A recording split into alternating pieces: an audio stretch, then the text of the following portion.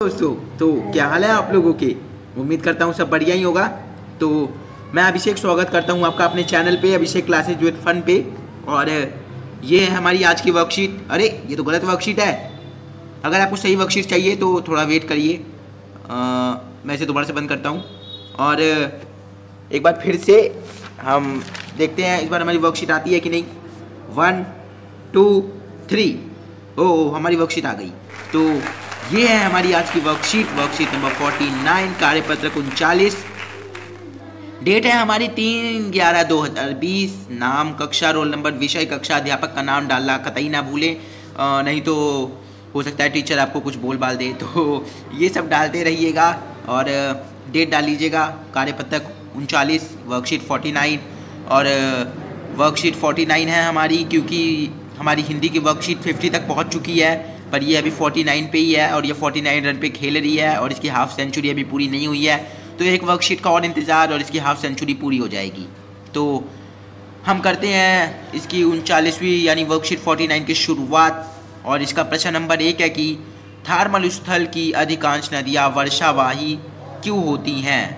तो अब जो थार मरुस्थल हमारा जो राजस्थान में मौजूद है, जैसलमेर में, उसकी जो अधिकांश नदियां हैं वो वर्षावही क्यों होती है। अब आप वही की जगह बही भी लगा सकते हो, वर्षावही क्यों होती है। तो यहाँ पर आप वर्षावही को बही भी समझ सकते हो और इसका उत्तर कुछ इस प्रकार होगा कि इस क्षेत्र की नदियाँ समुद्र तक कम जल होने के कारण नहीं पहुँच पाती हैं।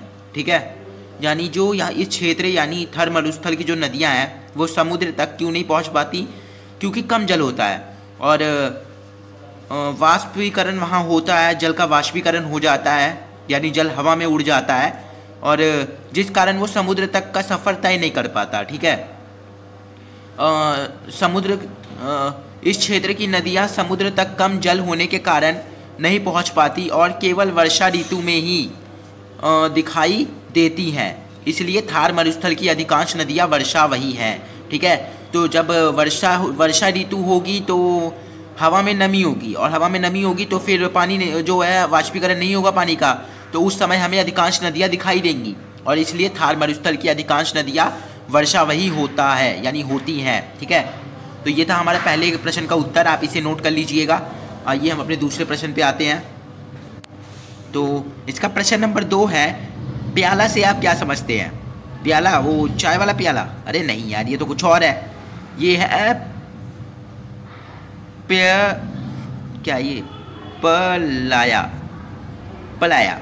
तो पलाया से अर्थ मरुस्थलीय भाग में स्थित लवणीय झीलों से है। ठीक है, तो पलाया से अर्थ होता है झीलों, जो मरुस्थल में हमारी लवणीय झील मौजूद होती है ना, उनसे अर्थ होता है पलाया का। ठीक है, आप इसे प्याला मत समझ लीजिएगा, मैंने भी इसे प्याला समझ लिया था, चाय वाला, पर ये होता है पलाया। ठीक है, बोलने में भी दिक्कत आती है इसे, पलाया। ठीक है, पलाया। ठीक है, तो इसमें ज़्यादा थोड़ा खो मत जाइएगा इसमें, प्याला पलाया, क्योंकि दोनों वर्ड काफ़ी सिमिलर हैं, काफ़ी मिलते जुलते हैं, तो इसलिए थोड़ी परेशानी हो सकती है। पर इसे पलाया और इसका अर्थ होता है जो मरुस्थलीय भाग में लवणीय यानी नमकीन झील पाई जाती हैं जिनसे नमक प्राप्त किया जाता है, उनका अर्थ होता है पलाया। ठीक है, तो प्रश्न नंबर 3 की बात करते हैं। ये लीड थोड़ा साइड हो जाए, अब ठीक है। तो प्रश्न नंबर 3 है इसका, विश्व के सर्वाधिक जनसंख्या घनत्व वाले मरुस्थल की कोई 2 जलवायविक विशेषताएं बताएं। अब देखो यार, मरुस्थल में हमारे भारत में जो है मरुस्थल के लोग रहते हैं। ठीक है, मतलब मरुस्थल में हमारे भारत के लोग रहते हैं, तो मतलब कितनी अच्छी बात है ना कि हम लोग जहाँ प्रकृति ने अपना बसेरा नहीं करके रखा, वहाँ हमने अपना बसेरा करके रखा हुआ है, हम भारतीय वासियों ने। तो ये अच्छी बात है। तो हमने मरुस्थल में भी अपना घर ढूंढ लिया, यानी हम कहीं भी रह सकते हैं। तो विश्व के सर्वाधिक जनसंख्या घनत्व, यानी विश्व का पहला जो सर्वाधिक घनत्व है, यानी किसी मरुस्थल में विश्व में सर्वाधिक, यानी कभी कभी ये क्वेश्चन आ जाता है कि विश्व में सर्वाधिक जनसंख्या घनत्व वाला देश कौन सा है, तो विश्व में सर्वाधिक घनत्व वाला देश भारत है। ठीक है, भारत। ठीक है, तो भारत आप लगा लीजिएगा वहाँ पे, अगर कभी क्वेश्चन आता है तो बाई चांस।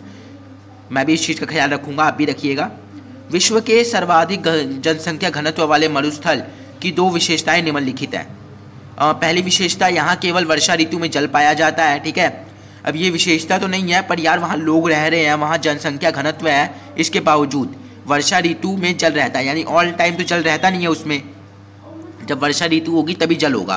तो ये सोचनीय स्थिति है और एक तरफ से विशेषता भी हो गई। ठीक है, लूनी इस क्षेत्र की सबसे लंबी नदी है। ठीक है, इस क्षेत्र में वनस्पति नहीं पाई जाती। तो आप इन तीनों में से कोई भी 2 लिख लीजिएगा और हम चलते हैं अपने प्रश्न नंबर 4 पे। तो हमारा प्रश्न नंबर 4 है कि थार मरुस्थल की प्रमुख भू आकृतियों के नाम बताइए।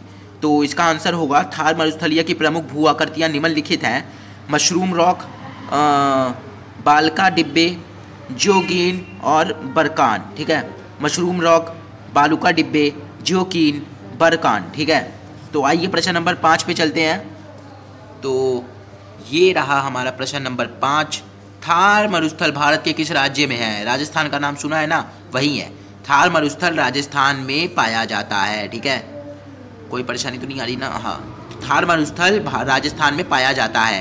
तो ये आपका प्रश्न नंबर 5 का उत्तर हो गया। प्रश्न नंबर 6 की बात करते हैं। ढाल के आधार पर थार मरुस्थल को कितने भागों में बांटा जा सकता है? उनके नाम लिखिए।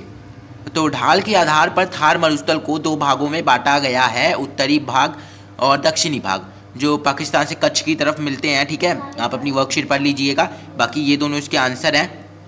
और अगर आपको बड़ा करना है तो एक बार आप वर्कशीट को पढ़ के बड़ा कर सकते हो। तो आशा करता हूँ आपको आज की वर्कशीट समझ में आई होगी। मैंने इसके प्रश्न उत्तर करवाए, ज़्यादा हार्ड वर्कशीट नहीं थी। प्रश्न हमारे चैप्टर नंबर 2 भूगोल से आई थी। भारत जो हमारा प्रश्न चैप्टर नंबर 2 है हमारा भूगोल का दूसरा चैप्टर, उसी में से ये आई थी। ठीक है, तो आप उसे एक बार पढ़ लीजिएगा। तो मैं मिलता हूँ आपसे नेक्स्ट वीडियो में।